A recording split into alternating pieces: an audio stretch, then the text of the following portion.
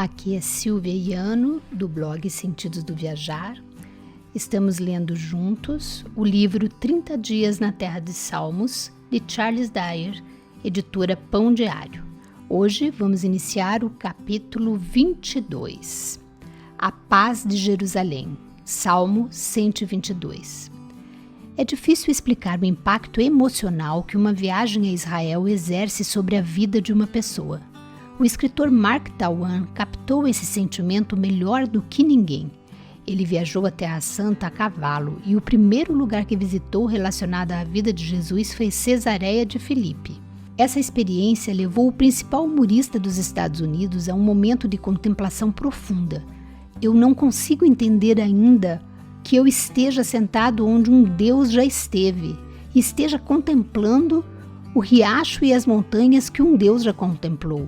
E esteja cercado de homens e mulheres pardos cujos antepassados o viram, até conversaram com ele face a face, e descuidadamente assim como teriam feito com qualquer outro estranho. Não consigo compreender isso. Tais sentimentos de profunda conexão espiritual e emocional parecem aumentar à medida que o peregrino se aproxima de Jerusalém. A cidade que está no centro do plano de Deus, passado e futuro para a sua criação.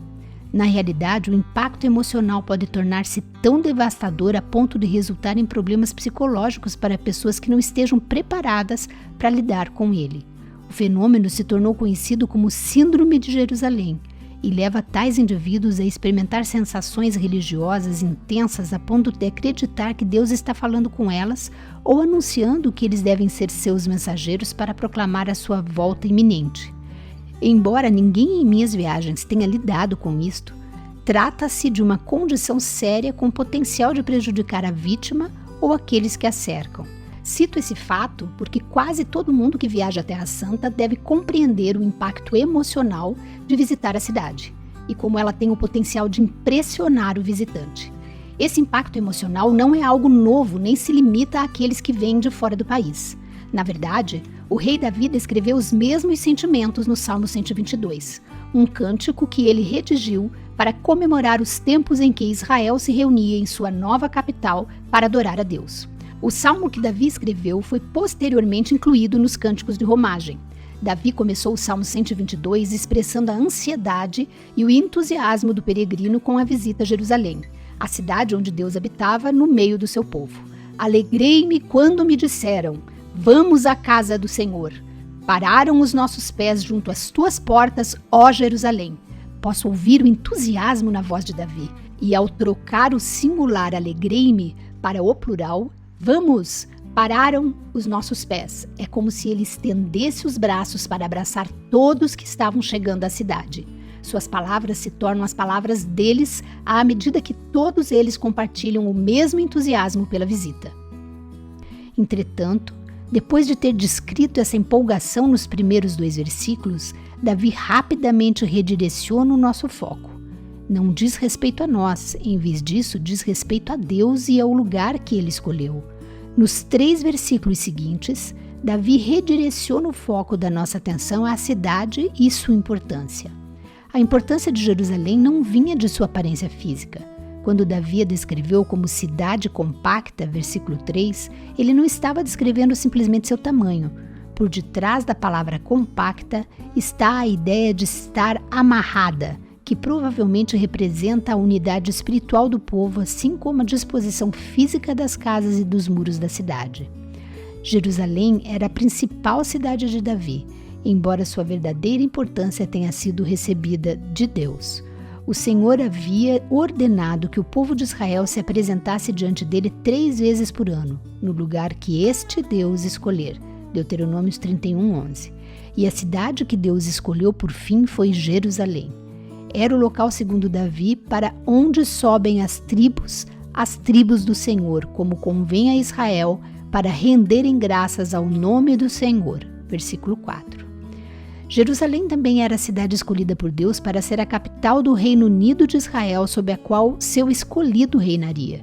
Era o lugar onde os tronos da casa de Davi estavam estabelecidos. Jerusalém era a cidade onde Deus visivelmente habitava no meio do seu povo, a cidade de onde o ungido de Deus governava.